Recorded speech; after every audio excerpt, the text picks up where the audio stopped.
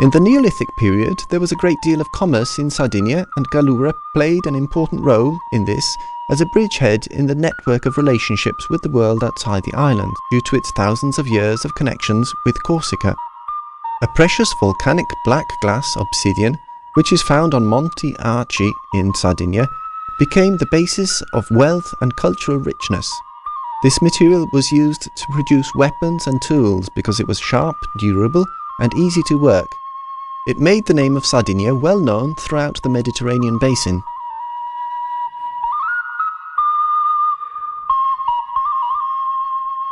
The Bronze Age brought profound changes to Sardinian culture. The trading routes changed due to the circulation of metals, and as a result, so did the island's cultural links. Beginning in 1600 BC, this wealth of experience and contacts became the basis of the development of the rich and original Nuragic civilization, which existed only in Sardinia. The megalithic culture developed and spread during this phase, manifesting itself in new and original construction techniques. More than 7,000 towers provide evidence of the development of this civilization throughout Sardinia, and today they still dot the landscape. A nuraghi is a civil construction which, in its most elementary form, consists of a truncated conical tower constructed from rows of horizontal stones, with an inside chamber with a tholos.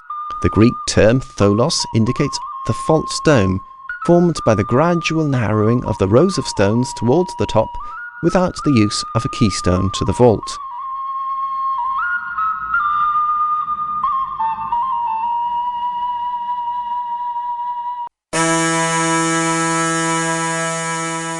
The Albuchu Nuraghi is located in the western part of the Gallura plain, in the centre of a clearly defined geographical area. This nuraghi is of a mixed type and thus different from those described above. It combines the structural characteristics of the tholos nuraghi with the corridor nuraghi. The latter is a type more frequently found in Gallura. Next to the tholos chamber on the ground floor, there is a corridor with steps which runs from the entrance, along the long face of the building, then through the structure, and finally arrives at a terrace. From here it passes through the largest dwelling area of the nuraghi, an area originally closed with a false dome. During excavations, fireplaces, saucepans for boiling milk, pastry boards for bread and jars for conserving food were discovered, all of which are evidence of an agricultural and pastoral economy. In addition, pieces and strands of cloth were found which show that weaving was also practiced there.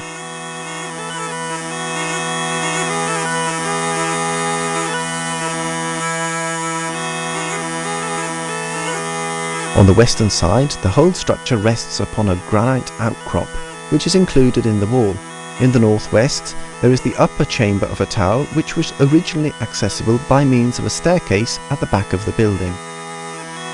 On the terrace, archaeologists found a bronze statuette of a person at prayer, and a small jar containing pieces of copper and bronze.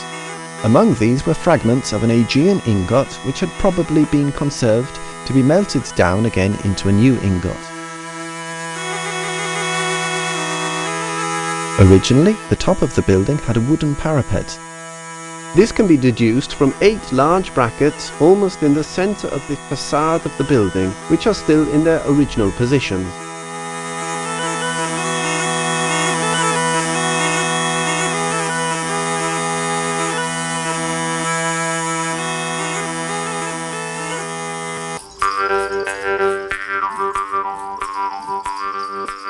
The giants' tombs are other examples of sacred monuments and collective expression of funeral rites.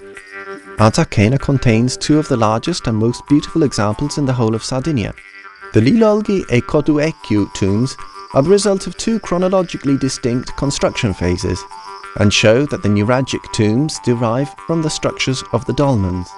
The Lilolgi tomb dates to the early Bronze Age, about 1800 BC. The basic structure is a small covered alleyway enclosed in a long dolmen-type corridor.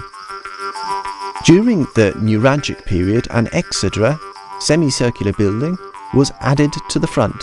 This is a distinctive element and indicates a change in the type of rituals that were performed there. In the Exedra, the community performed ceremonies connected with the cult of the dead, which were an important part of their social cohesion. The presence of a great deal of pottery is evidence of ritual meals being consumed here. The smashing of the pottery may have been a symbolic rite of passage from life to death.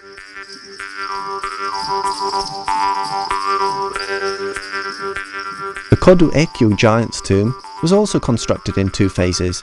An exedra was added to a long sepulchral corridor originally covered in earth and gravel. It was a communal tomb designed to be used for most of the inhabitants of the village. The absence of personal possessions near the bodies, or any distinctive element, seems to indicate that the society was non-hierarchical, at least in death. One of the stones covering the corridor would be removed, and then the bodies placed in the funeral chamber from above.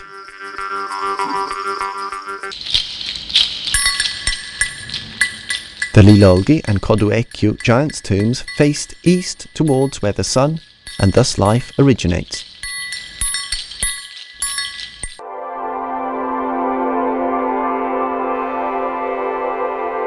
The Bronze Age Nuragic temple of Malkitu is situated on the plateau which lies to the north of the plain where the Albuchu Nuragi is found. The temple lies inside a river gorge and dominates the valley below.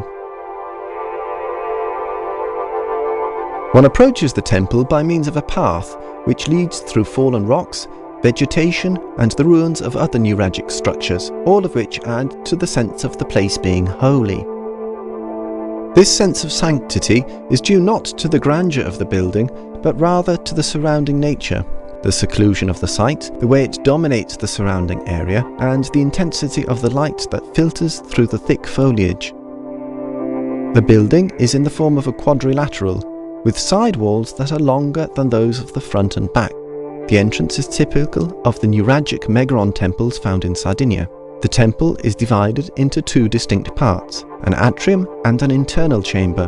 Originally, they both had sloping double roofs made of wood.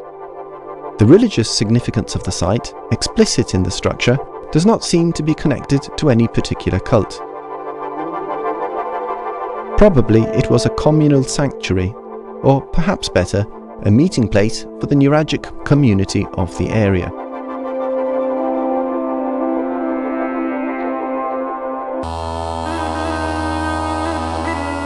In the Capicera region, near the Kodu Ekyu giant's tomb, archaeologists are excavating the La Prigiona Nuragi. This complex structure is the reference point for a vast area.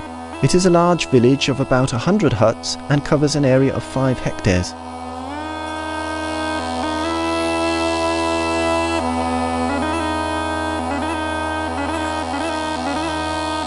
Originally, the central tower had an upper floor, but today only a terrace exists, which is reached by means of an internal staircase. The principal tower, which rose above the nearby buildings, was surrounded by a turreted bastion, and this must have been of a most majestic aspect.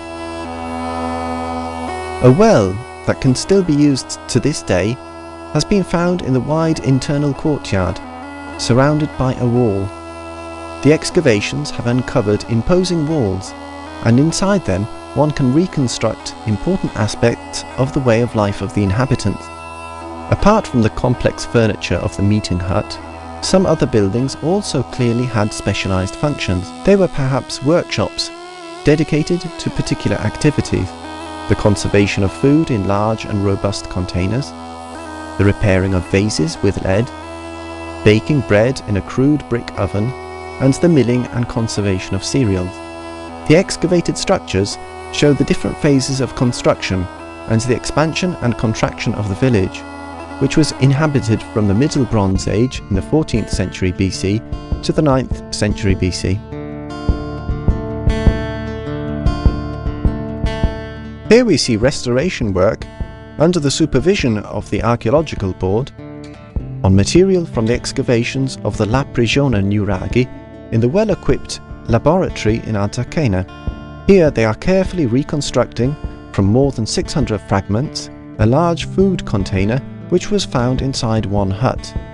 All the phases of restoration, the cleaning, the search for pottery fragments, the reassembly of the archaeological finds, are being carried out with particular patience and care by the workers who are recreating the artifacts. In this way, they are also recuperating fragments of the way of life and civilization and allowing it to be admired by us today.